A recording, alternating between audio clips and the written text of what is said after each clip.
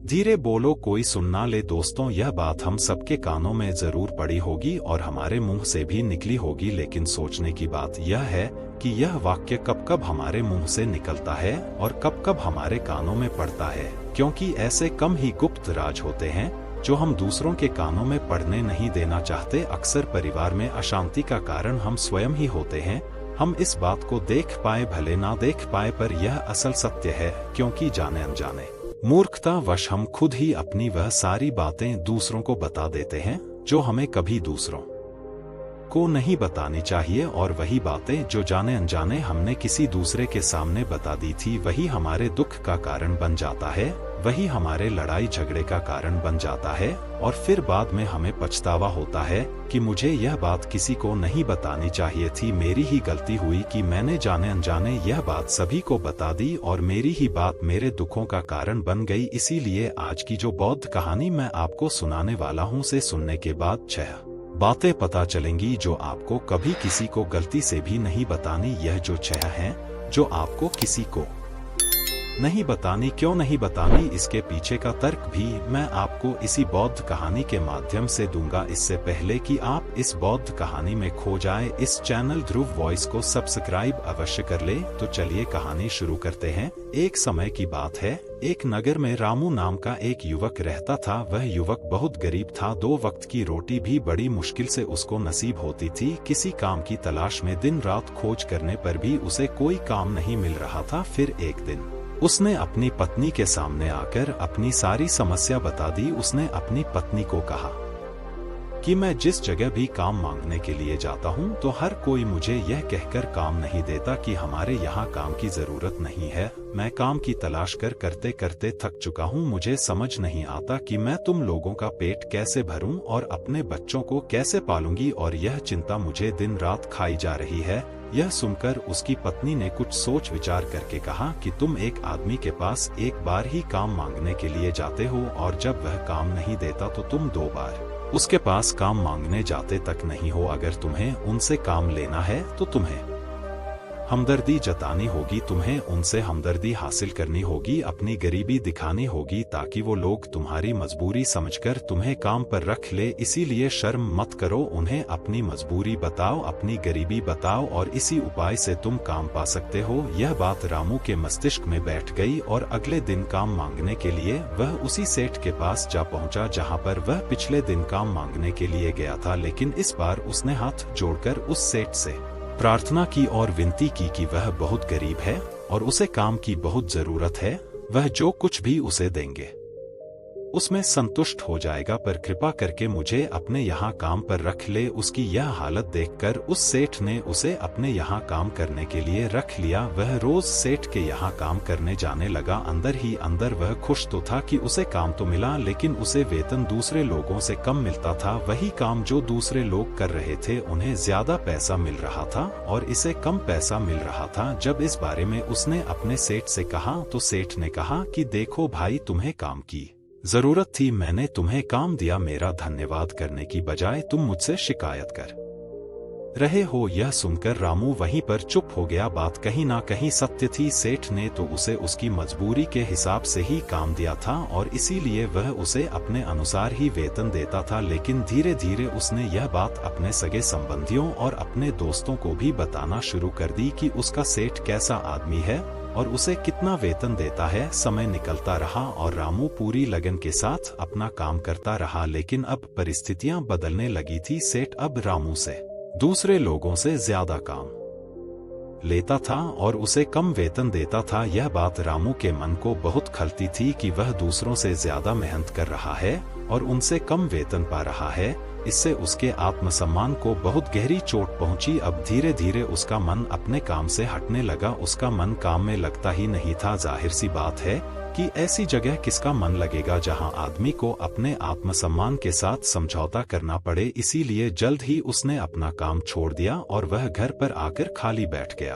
अब उसके पास घर का खर्चा चलाने के लिए भी पैसे नहीं बचे थे। इसीलिए उसने अपने सगे संबंधियों और अपने दोस्तों से सहायता मांगना शुरू किया। लेकिन उसके दोस्त उसके सामने तो उसे दया का पात्र समझते थे, उसे झूठा दिलासा देते थे, लेकिन पीछे से उसका मजाक उड़ाते थे। वह कहते हैं कि रामू कितना बेवकूफ है। सेठ ने रामू से इतना काम लिया और बेचारे को पैसे भी नहीं दिए। अरे हम इसको पैसे दे दे तो यह कल हमारा भी पैसा वापस कर पाएगा, इसके ऐसे हालात है, काम तो इसके पास कुछ है नहीं, पैसा कहाँ से ला कर देगा। और इसी वजह से रामू की हालात दिन ब दिन खराब होते जा रहे थे। अब वह दिन रात तनाव में रहने लगा था। वही उसके दोस्त, वही सगे संबंधी जो उसके अपने होने का दिखावा कर देते, वो उसे दया का पात्र समझ रहे थे। उन्हें उसके ऊपर तरस आ रहा था। सब लोग आकर उसे ज्ञान तो बहुत देते थे लेकिन कोई सहायता नहीं करता था। और अक्सर ऐसा ही होता है, ज्ञान देने वाले तो बहुत मिल जाते हैं लेकिन मदद करने वाले हाथ पकड़कर, उंगली पकड़कर आगे चलाने वाले कितने लोग मिलते हैं। एक दिन रामू को पता चला कि पड़ोस के गांव में एक बौद्ध भिक्षु आया हुआ है जो बहुत ही ज्ञानी है। रामू इतनी परेशानी में था कि उसे कोई रास्ता नजर ही नहीं आ रहा था, इसीलिए जाने या अनजाने वह उस बौद्ध भिक्षु के पास पहुंच जाता है। वहां पहुंचकर वह सीधे बौद्ध भिक्षु के पैरों में गिरकर रोने लग जाता है। वह रोते रोते उन्हें अपनी सारी परेशानी बताता है। उसे बताता है कि किस तरह उसके सेठ ने उसका फायदा उठाया और उसके सगे संबंधी उसके साथ कैसा व्यवहार रखते हैं। सारी बातें सुनकर वह भिक्षु ने उसे शांत कराते हुए कहा कि बेटा, यह सारी समस्याएं तुम्हारी बुद्धिहीनता, तुम्हारी मूर्खता के कारण उत्पन्न हुई है। अगर तुम्हारे अंदर विवेक होता तो इनमें से एक भी समस्या तुम्हारे मन को दुखी नहीं कर सकती थी, लेकिन तुमने अपने अविवेक के कारण, अपनी मूर्खता के कारण खुद ही अपने रास्ते में कांटे बिछा दिए और खुद ही के लिए समस्या खड़ी कर दी। आज मैं तुम्हें ऐसी 6 बातें बता रहा हूँ जो भूलकर भी किसी को मत बताना, और इन बातों का अनुसरण करते हुए तुम बाहर से मिलने वाले दुखों को दूर कर सकते हो जो बेवजह दुनिया की वजह से तुम्हारे अंदर पनपते हैं। पहली बात जो किसी को नहीं बतानी चाहिए वह है अपनी मजबूरी का दिखावा करके दूसरों का दया पात्र बनके उनकी सहायता लेने की गलती कभी मत करना। हो सकता है कि आज वह तुम्हारी मजबूरी देखकर तुम्हारी सहायता कर दें, लेकिन कल वह तुम्हारा फायदा उठाने से भी नहीं चुके, और अगर फायदा भी नहीं उठाया तो दूसरों के सामने तुम्हारा मजाक बनाने में वह आदमी कभी नहीं चुके। इसीलिए कभी भी अपनी मजबूरी का दिखावा मत करो और अपने दुख सुख किसी को मत बताओ। अगर घर में 2 सूखी रोटी है तो वही खाकर सो जाओ, लेकिन दूसरों को इसके बारे में मत बताओ। जरा आप खुद सोचो कि मजबूरी बताने का क्या मतलब होता है। एक इंसान का या तो वह दूसरों से सहानुभूति हासिल करना चाहता है या उनसे कोई आर्थिक मदद चाहता है, लेकिन अगर दोनों ही परिस्थितियां आप देखें तो दूसरा आदमी आपका फायदा उठाने से नहीं चुके, और अगर वह फायदा नहीं भी उठाएगा तो अपनी नजर में तो वह आपको मूर्ख ही समझेगा, बेवकूफ समझेगा, और दूसरों के सामने आपका मजाक तो जरूर बनाएगा। इसीलिए अपनी मजबूरी के बारे में कभी किसी को मत बताना। दूसरी बात जो किसी को नहीं बतानी चाहिए वह है अपने घर की बातें।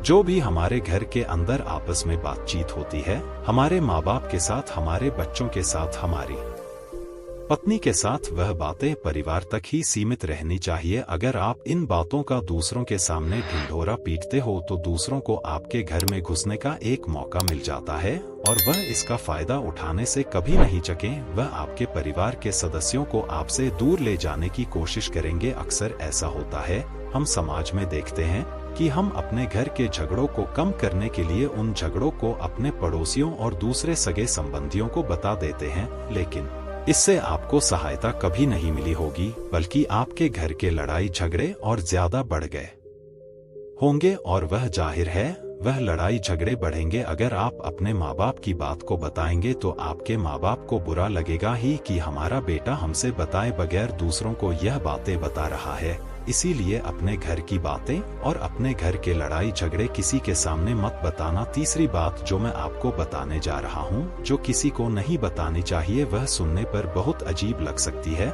लेकिन उसका सत्य भी मैं आपको एक तर्क के माध्यम से दूंगा। मैं कहता हूँ कि अपनी आमदनी किसी को मत बताना। अब अपनी आमदनी ना बताने के पीछे क्या मतलब हो सकता है?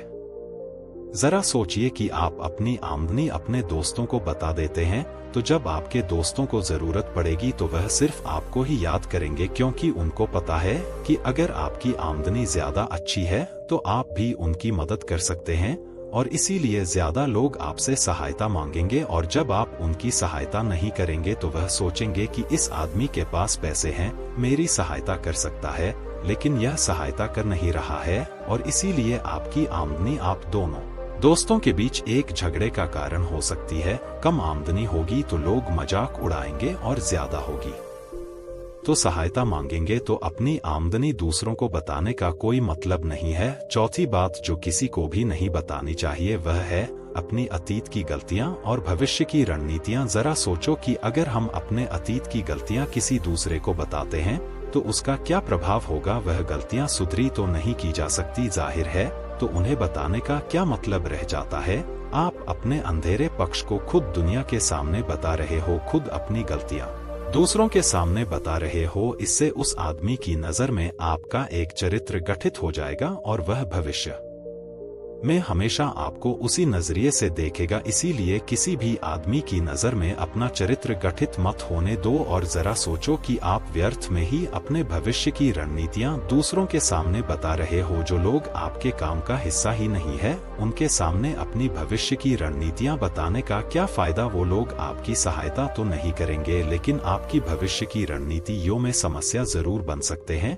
आप खुद अपने विवेक का इस्तेमाल करिए और सोचिए कि आपके साथ भी ऐसा हुआ है कि आपने अपनी भविष्य की रणनीति किसी को बताई हो और वह कामयाब ही ना हुई हो। जरूर हुआ होगा, जरा गौर से सोचिए। पांचवी बात जो मैं आपको बताने वाला हूँ उसे अच्छे से समझ लेना और गांठ बांध लेना, और किसी को यह बात मत बताना अपनी कमजोरियां और अपनी ताकत। अक्सर इंसान को पता नहीं होता है कि उसकी कमजोरी या उसकी ताकत क्या है, लेकिन अगर आपको अपनी कमजोरी और अपनी ताकत पता है तो पहली बात तो आप बहुत ही बुद्धिमान आदमी हैं, और दूसरी बात कि आपको यह बातें किसी से साझा नहीं करनी है, क्योंकि अगर आपकी कमजोरियां दूसरों को पता चल गई तो वह आपकी कमजोरियों का फायदा उठाएंगे, और अगर आपकी ताकत पता चल गई तो वही ताकत आपकी कमजोरी बन जाएगी, क्योंकि वह ताकत दूसरे आदमी को पता है, और वह ताकत की वजह भी ढूंढ ही लेगा। अपनी कमजोरी और अपनी ताकत अपनी पत्नी या अपने पति को भी नहीं बतानी चाहिए, क्योंकि इसके बाद आपको घर में उनसे हमेशा दब के रहना पड़ेगा। छठी और आखिरी बात बताना चाहता हूँ कि जब तुम दान करते हो तो दान के बारे में भी किसी को मत बताना, नहीं तो दान करना व्यर्थ हो जाता है,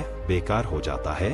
जब आप अपने दान का ढंढोरा पीटते हो तो आप यह बता रहे हो कि मैं कितना बड़ा दानी पुरुष हूँ, और यह आपके अंदर एक अहंकार निर्मित करेगा। इसीलिए दान जितना ही गुप्त रूप से किया जाए उतना ही अच्छा होता है, उतना ही फलदायी होता है। जब आपका बायां हाथ दान कर रहा हो तो दाएं हाथ को बिना पता चले कि बायां हाथ दान कर रहा है। दोस्तों, अगर आपको हमारी वीडियो अच्छी लगी हो तो वीडियो को लाइक करें और आपके दोस्तों के पास शेयर करें, और साथ ही चैनल को सब्सक्राइब करें। धन्यवाद।